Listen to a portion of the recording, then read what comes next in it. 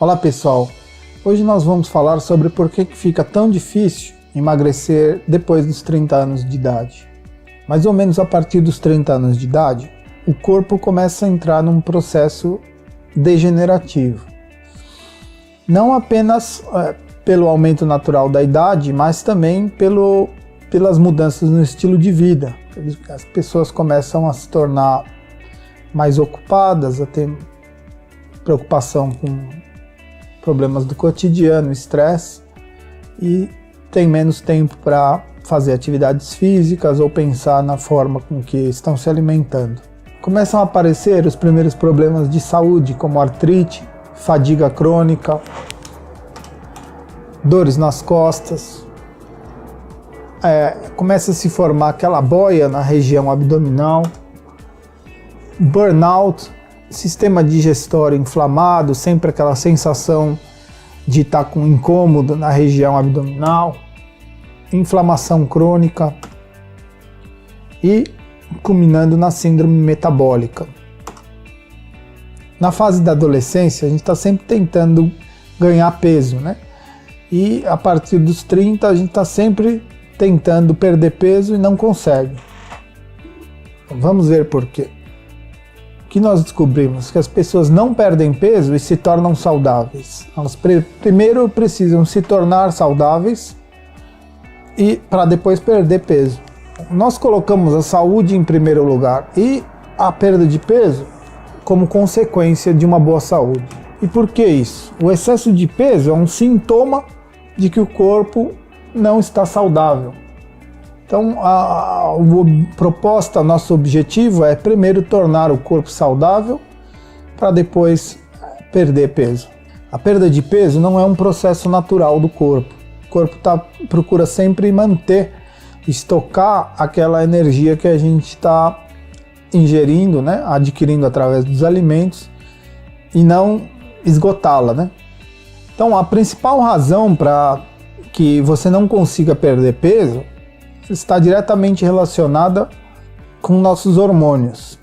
Provavelmente, os hormônios estão influenciando no seu metabolismo e tornando o processo de perda de peso muito difícil. Bom, existem hormônios que levam ao ganho de peso e outros que contribuem na redução do peso, né? A maioria das dicas e recomendações relacionadas à perda de peso se foca sempre na dieta, na quantidade de calorias ou na quantidade de macronutrientes que as pessoas estão ingerindo, carboidratos, proteína e gordura, né? As principais estratégias se focam em suprimir o apetite, aumentar o metabolismo e aumentar o gasto calórico através de certos alimentos e exercício físico. A verdade é que, a longo prazo, a maioria dessas estratégias falham. E por que elas falham? Vamos explicar isso a partir de agora. Nós vamos começar falando do hormônio, que é a insulina. É um hormônio que transporta gordura, principalmente para a região abdominal, e prejudica muito a perda de peso. O que as pessoas não se dão conta é que, na presença de apenas uma pequena quantidade de insulina, todos os hormônios que participam do metabolismo de perda de peso são inibidos. E o que isso significa? Tomando apenas meio copo de suco de laranja ou uma taça de vinho, comendo um croissant, a quantidade de insulina que é liberada devido a ingestão desses alimentos, ela é suficiente para fazer com que você não seja capaz de perder peso nas próximas 48 horas. Bom, uma pessoa que a gente pode superficialmente observar aquele acúmulo de gordura na região abdominal, 99% de chance dessa pessoa ter muita insulina no corpo. A fisiologia médica já descreve que todos os aspectos do metabolismo de gordura são imensamente estimulados na ausência da insulina.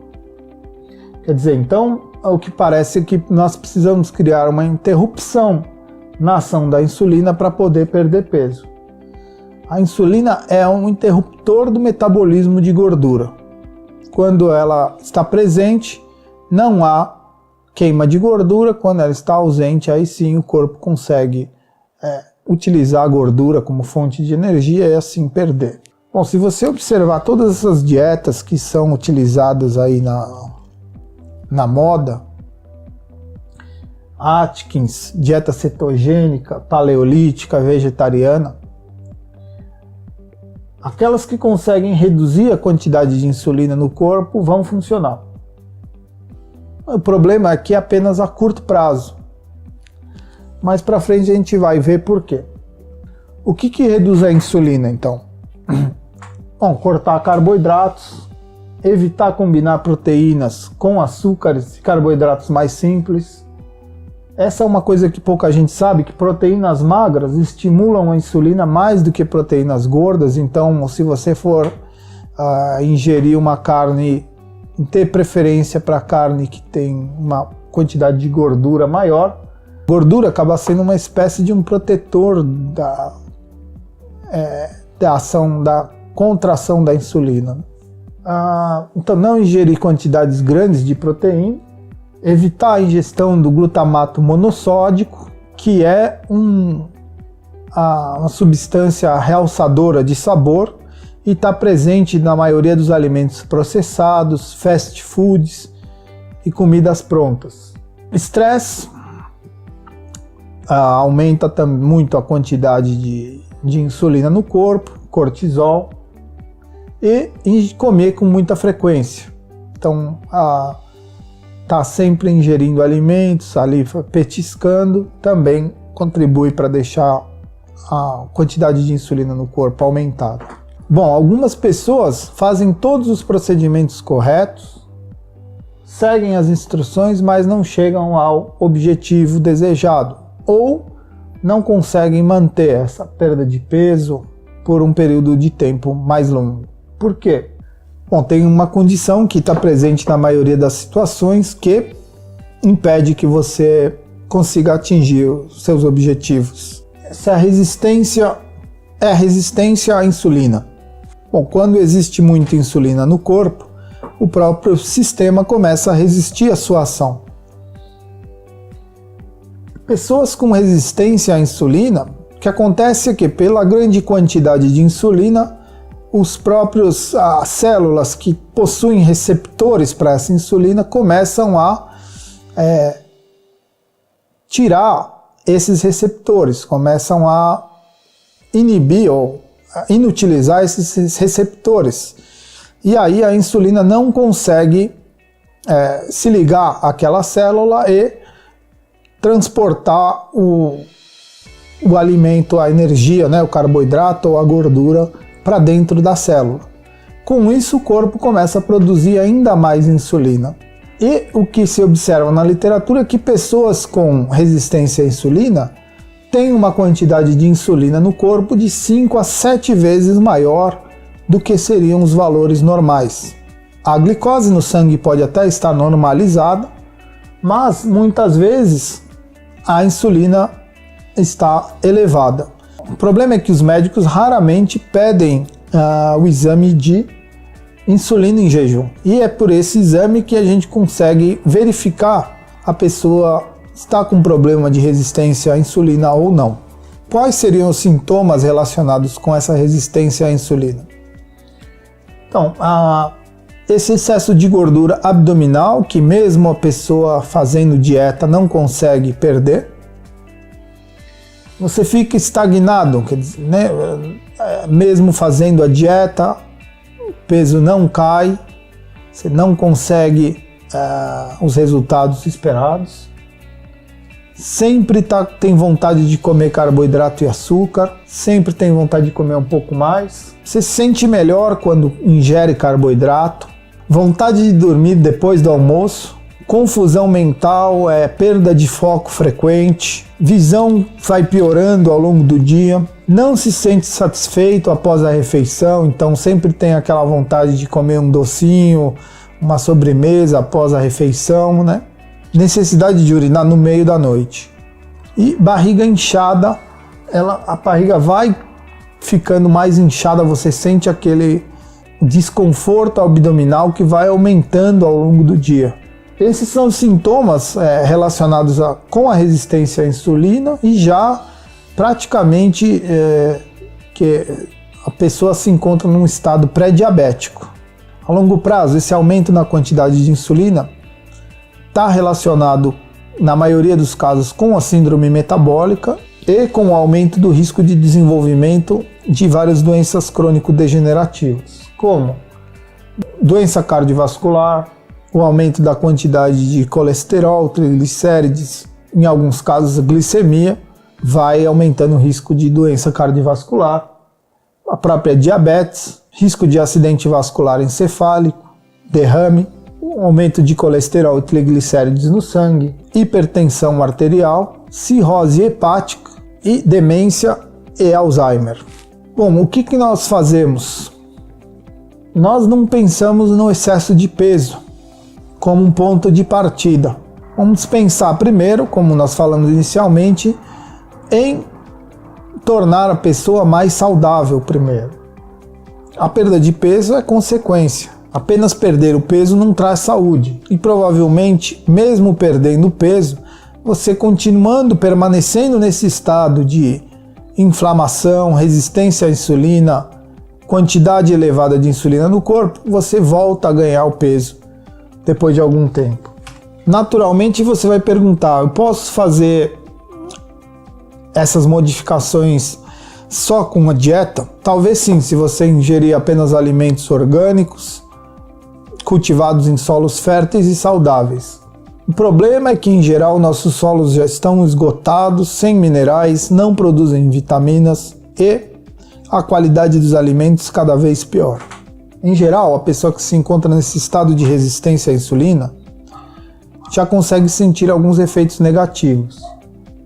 Bom, um estado quase que permanente de sensação de cansaço, mesmo que você não tenha feito muita coisa durante o dia, aquele estado permanente de cansaço, chamada letargia, consequentemente indisposição para fazer qualquer tipo de atividade, dores constantes nas costas, dores nas articulações, dores difusas pelo corpo, redução de libido. Do ponto de vista fisiológico, mais relacionado com a síndrome metabólica, tem aumento de colesterol, aumento de triglicérides, hipertensão, aumento da pressão arterial, possível hipertensão arterial, aumento da glicose sanguínea e a circunferência abdominal aumentada. Qual a importância de tornar-se fisicamente ativo? Bom, o objetivo é resgatar de forma gradual e consistente sua saúde física e aptidão. Não adianta apenas fazer uma dieta da moda, estabelecer objetivos para os próximos 3 meses, para poder perder bastante peso, ficar com aparência física melhor, e depois desse período de tempo você não consegue manter. Bom, então a partir da prática consistente e regular da atividade física, claro que de preferência associado a uma dieta eficiente, sim, vamos reverter em primeiro lugar esse quadro de resistência à insulina, síndrome metabólica, aumentar a capacidade funcional, de modo que você seja capaz de realizar todo tipo de tarefa e atividades da vida diária, sem sentir dor, sem se fadigar demais e desse modo melhorar a sua qualidade de vida geral. Novamente, a perda de peso é consequência de tudo isso. Você que já tentou fazer várias dietas, vários tipos de atividade física e acaba sempre voltando para o estágio inicial, o importante é modificar o estado geral de saúde corporal para depois pensar em objetivos relacionados com performance ou com modificações físicas, apenas relacionadas à aparência. Claro que esses fatores são importantes para todo mundo, entretanto, você não vai conseguir chegar nesses objetivos se o seu corpo não estiver saudável. E para estar saudável, não é em apenas 3 ou 6 meses que você vai chegar nesse estado corporal saudável. É preciso uma mudança consistente para que você possa, no futuro, atingir todos os objetivos que você deseja.